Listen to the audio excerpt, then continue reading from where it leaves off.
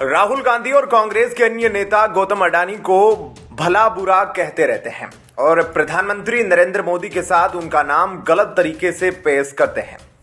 वहीं अब उनकी ही पार्टी की सरकार अडानी के साथ डील कर रही है, निवेश के लिए अडानी के साथ हाथ मिला रही है।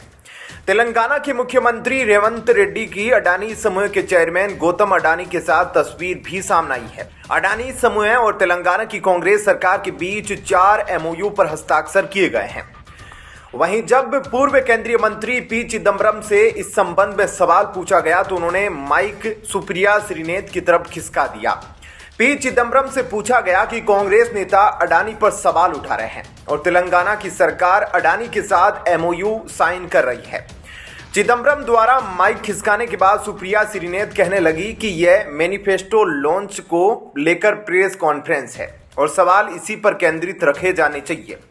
अक्सर आप लोग मोदी सरकार और अडानी को लेकर सवाल उठाते रहे हैं और आपका बड़ा मुद्दा भी रहा है, लेकिन अभी हाल ही में आपकी तेलंगाना सरकार ने एक बड़ा MOU साइन किया है अडानी के साथ, उस पर अगर आप कुछ कहना चाहेंगे। मुझे लगता है कि ये मैनिफेस्टो लॉन्च की प्रेस वार्ता है और हम इसी पर केंद्रित रखना चाहते हैं। ये सवाल आप अन्यथा मत लीजिए मेरी इस बात को, लेकिन मैनिफेस्टो लॉन्च एक बड़ी चीज है और जिस तरह से हम इसको करने की कोशिश कर रहे हैं उसमें पूरे देश की आवाज प्रतिबिंबित। यह एक बड़ी चीज है। इस वीडियो को देखने के बाद लोग बोल रहे हैं, देखो कैसे मैदान छोड़कर भाग रहे हैं कांग्रेसी। राहुल गांधी से लेकर रेवंत रेड्डी तक तेलंगाना के चुनाव में गौतम अडानी पर हर तरह के हमले कर रहे थे और तेलंगाना में कांग्रेस की सरकार बनी तो रेवंत रेड्डी गौतम अडानी के सामने नतमस्तक हो गए। राजनीति का इससे बड़ा फर्जीवाड़ा भला क्या होगा। वर्ल्ड इकोनॉमिक फोरम 2024 में हुए इन करारों के तहत अडानी समूह तेलंगाना में 12,400 करोड़ रुपए का निवेश करेगा। बुधवार 17 जनवरी 2024 को कंपनी ने एक बयान जारी करके यह जानकारी दी। बता दें कि WEF का मौजूदा संस्करण स्विट्जरलैंड के दावोस में हो रहा है। तेलंगाना में 100 मेगावाट का एक डेटा सेंटर बन रहा है जिसमें अडानी समूह 5,000 करोड़ रुपए का निवेश करेगा। यह 5 से 7 तक रिन्यूएबल एनर्जी से चलता रहेगा। कंपनी ने कहा है कि इसके माध्यम से वो लगभग 600 लोगों के लिए प्रत्यक्ष अप्रत्यक्ष रोजगार का सृजन करेगी।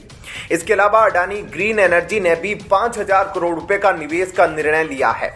2 स्टोरेज प्रोजेक्ट्स की स्थापना की जाएगी। ये 850 मेगावाट और 500 मेगावाट के होंगे। इन्हें क्रमशः कोयाबस्त, गुडेम और नचाराम में स्थापित किया जाएगा। वहीं अंबुजा सीमेंट्स भी 1400 करोड़ रुपए की लागत से 6 MTPA प्लांट्स स्थापित करेगा, जिससे 4,000 लोगों को रोजगार भी मिलेगा। अगले 5 वर्षों में इस यूनिट की स्थापना कर दी जाएगी। इसके लिए 70 एकड़ जमीन का आवंटन किया जाएगा। वहीं Adani defence system and technologies अभी अगले 10 वर्षों में रिसर्च, डेवलपमेंट, डिजाइन, मैन्युफैक्चरिंग और अडानी एरोस्पेस पार्क में काउंटर ड्रोन मिसाइल सिस्टम के इंटीग्रेशन सहित अन्य कार्यों के लिए 1,000 करोड़ रुपए का निवेश करेगी। इसमें भी 1,000 रोजगार का सृजन होगा। इस तरह अडानी समूह तेलंगाना के विकास में योगदान देगा। क्या कहना है आपका इस पर कमेंट सेक्शन में जरूर बताएं। जय हिंद, जय भारत। मुख्यमंत्री अरविंद केजरीवाल एक बार फिर ईडी के सामने पेश नहीं हुए। ईडी ने उन्हें चौथी बार इस केस में पेश होने के लिए समन भेजा था। अब दिल्ली सरकार की शराब नीति में घोटाला मामले की जांच कर रही ईडी ने मुख्यमंत्री अरविंद केजरीवाल को 5वां समन भेजा है। अब केजरीवाल को 19 जनवरी यानी शुक्रवार को पूछताछ के लिए तलब किया है। वहीं इसी बीच लोकसभा चुनावों से पहले आम आदमी पार्टी को हरियाणा में बड़ा झटका लगा है। हरियाणा प्रदेश अध्यक्ष अशोक तंवर ने पार्टी से इस्तीफा दे दिया है।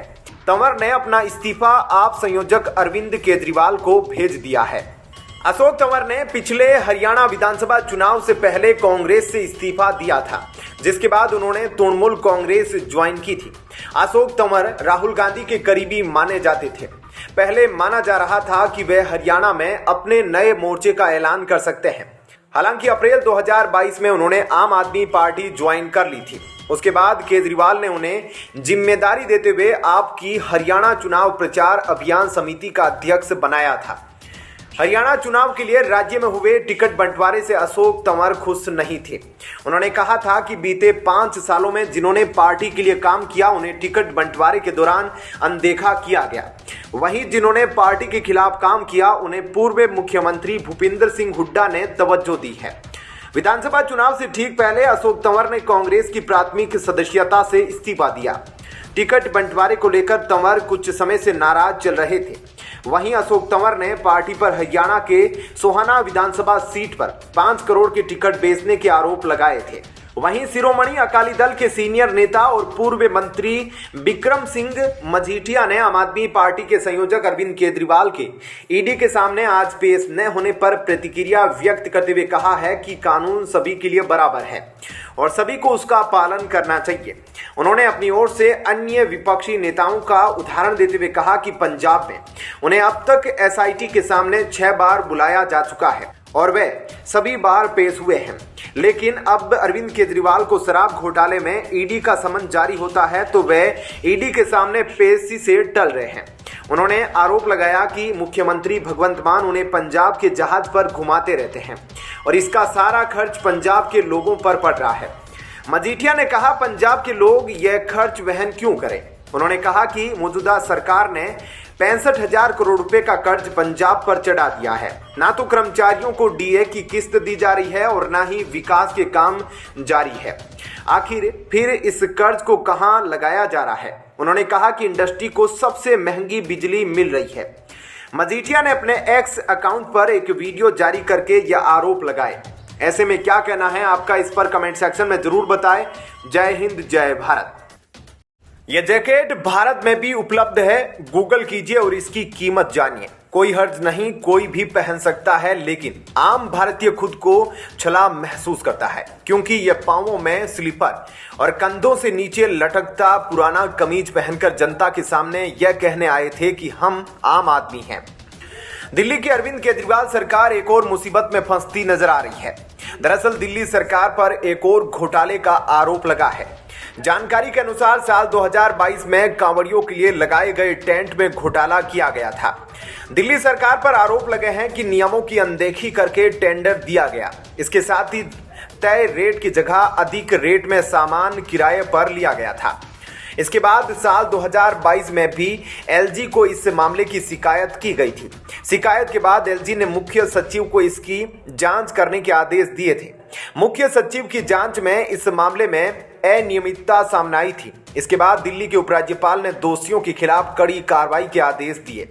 वहीं इससे पहले उपराज्यपाल ने मुख्य सचिव नरेश कुमार को दिल्ली दवा घोटाला मामले में जांच के आदेश दिए थे।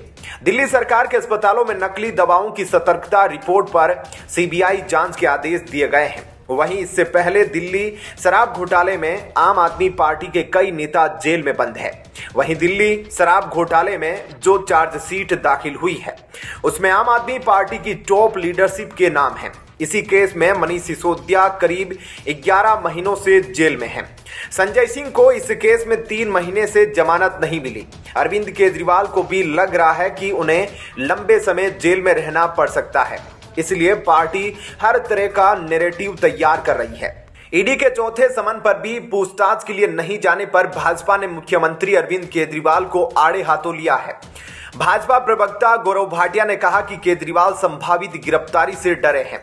उनमें इतनी हिम्मत भी नहीं बची कि ईडी के सामने जाकर उसके प्रश्नों का जवाब दे सके। प्रेस कॉन्फ्रेंस में उन्होंने कहा कि केजरीवाल को भ्रष्टाचार सिखाने का कोचिंग सेंटर खोलना चाहिए।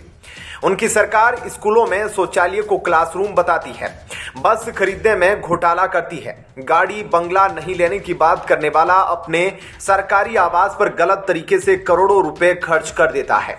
उन्होंने कहा कि देश के इतिहास में पहली बार हुआ है कि भ्रष्टाचार का आरोपित जांच एजेंसी के प्रश्नों का जवाब देने की जगह उल्टा उसी से प्रश्न पूछ रहा है।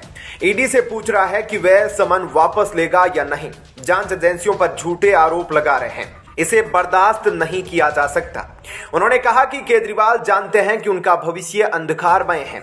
आबकारी घोटाले में उनका जेल जाना निश्चित है, इसलिए अदालत जाने की जगह जांच एजेंसी को पत्र लिखकर जनता को भ्रमित कर रहे हैं। कुछ समय के लिए वे कानून से भाग सकते हैं, लेकिन बचेंगे नहीं, निश्चित रूप से जेल जाएंगे। ऐसे में क्या कहना है आपका, इस पर कमेंट सेक्शन में जरूर बताइएगा। वीडियो को लाइक शेयर जरूर कीजिएगा। जय हिंद, जय भारत। कांग्रेस के पूर्व अध्यक्ष राहुल गांधी की भारत जोड़ो न्याय यात्रा असम में प्रवेश कर गई है।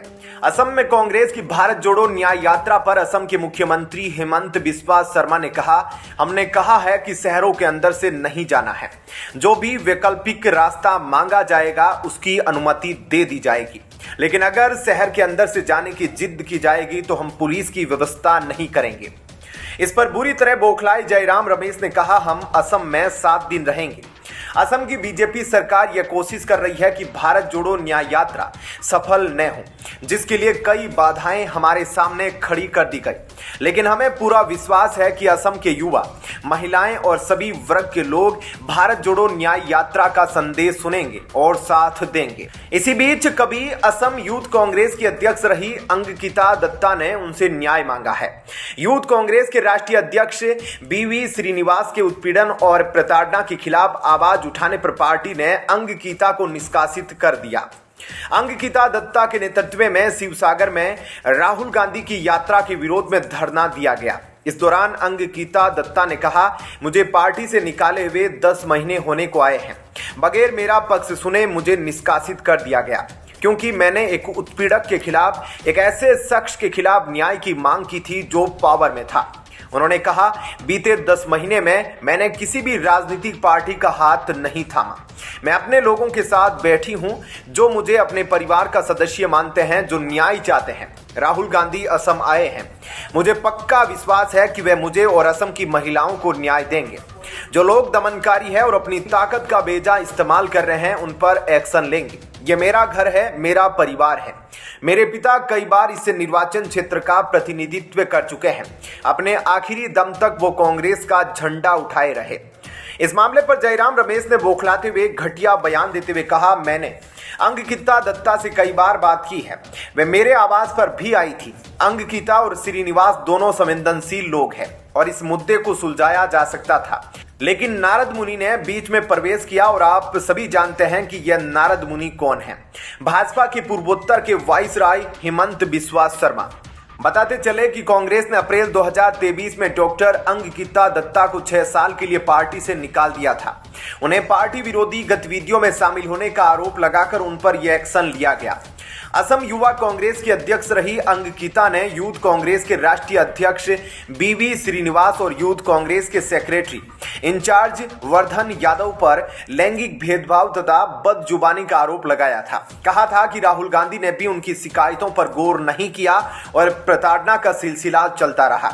उन्होंने कहा था, श्रीनिवास पिछले 6 महीने से उन्हें परेशान और प्रताड़ित कर रहे हैं, लैंगिक टिप्पणी करते हैं, अपशब्दों का इस्तेमाल करते हैं। पार्टी के वरिष्ठ पदाधिकारियों से इसकी शिकायत करने पर उन्हें गंभीर परिणाम भुगतने की धमकी दे रहे हैं।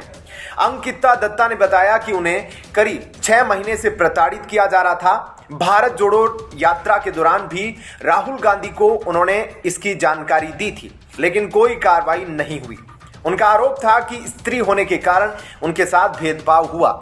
इसके बाद अंकिता ने 19 अप्रैल को गुवाहाटी के दिसपुर पुलिस स्टेशन में शिकायत दर्ज कराई थी। ऐसे में क्या कहना है आपका, इस पर कमेंट सेक्शन में जरूर बताइएगा। वीडियो को लाइक शेयर जरूर कीजिएगा। जय हिंद, जय भारत। मेरे राम मेरे राम। हे राम, हे प्रभु, क्या सतयुग आ गया है। अब तो लगता है कि कपिल सिब्बल और फारूक अब्दुल्ला जल्द ही जनेऊ पहनकर भस्म रगड़कर अयोध्या में रामलीला भी करेंगे। सुप्रीम कोर्ट में खड़े हुए थे यह महापुरुष मैडम सोनिया के कहने पर कि राम काल्पनिक है। 100 चूहे खाकर 2 बिल्लियां हज को चली, चलो इसी बहाने बुढ़ापे में तारणहार श्री राम का नाम तो भजा। इनको राम भक्ति, राम संगति प्राप्त हो। इनकी फंडिंग बंद हो गई है, ऐसो आराम खत्म कर दिया गया है। सरकारी खर्चे पर जो होता था तो अब इनके पास कोई चारा नहीं बचा है। ये अब जनता को मुग्ध करने में जुट गए हैं। तरह तरह के भेष बदलेंगे। उधर केजरीवाल कट्टर हिंदू बना फिर रहे हैं। अब इसी बीच सोशल मीडिया पर कपिल सिब्बल और जम्मू कश्मीर के पूर्व मुख्यमंत्री फारूक अब्दुल्ला का एक वीडियो वायरल हो रहा है। इस वीडियो में दोनों नेता रामायण और भगवान राम से जुड़े विषयों पर वार्तालाप कर रहे हैं। खास बात यह है कि फारूक अब्दुल्ला ऐसे वक्त में प्रभु श्री राम की जिंदगी से जुड़ी बातें कर रहे हैं जब अयोध्या में 22 जनवरी को भव्य राम मंदिर का उद्घाटन होने वाला है। इतना ही नहीं, वीडियो में फारूक अब्दुल्ला राम भजन मेरे राम भी गाए। एक कपिल सिब्बल जिसने प्रभु श्री राम का मंदिर ना बने इसके लिए वकीलों की फौज का नेतृत्व किया था। दूसरे जम्मू कश्मीर में कश्मीरी पंडित हत्या और पलायन का जिम्मेदार है। आज एक मेरे राम गा रहा है, दूसरा सुन रहा है। कपिल सिब्बल फारूक अब्दुल्ला से कहते हैं कि यह राम की बात करते हैं लेकिन राम के आदर्श का पालन नहीं करते हैं। इनकी राजनीति राम राज्य से बिल्कुल हटकर है और कहते हैं कि राम के भक्त है। असली राम के भक्त हमारे आम आदमी हैं जो सच्चाई के आधार पर अपनी जिंदगी को आगे बढ़ाते हैं। जिस पर फारूक अब्दुल्ला बोलते हैं कि राजा दशरथ ने अपनी पत्नी कैकेयी को वचन दिया था कि जो भी तुम मांगोगी मैं देने को तैयार हूं। राजा दशरथ ने अपना वचन निभाया।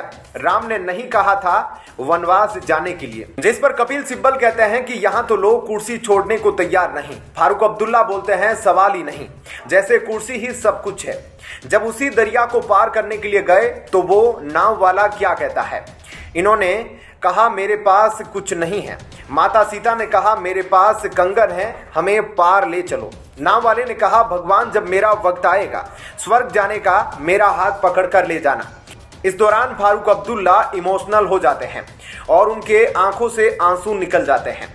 वो कहते हैं कि कभी भगवान राम ने फर्क नहीं किया। कपिल सिब्बल जब अपने साक्षात्कार को खत्म कर रहे थे तो उन्होंने फारूक से कहा कि आप बहुत अच्छा भजन गाते हैं, कुछ सुनाइए। इसके बाद फारूक अब्दुल्ला गाते हैं मेरे राम किस गली गयो मेरे राम, किस गली गयो मेरे राम, आंगन मेरा सुना सुना भजन गाकर सुनाते हैं। बता दें कि कपिल सिब्बल ने राम मंदिर के खिलाफ सुप्रीम कोर्ट में सुन्नी वक्फ बोर्ड का प्रतिनिधित्व करते हुए केस लड़ा था। कपिल सिब्बल उन वकीलों में से शामिल थे जिन्होंने सुप्रीम कोर्ट में एक हल्फनामा देकर राम को काल्पनिक बताया था। ऐसे में क्या कहना है आपका? इस खबर पर, इस वीडियो को लेकर कमेंट सेक्शन में जरूर बताइएगा। जय हिंद, जय भारत।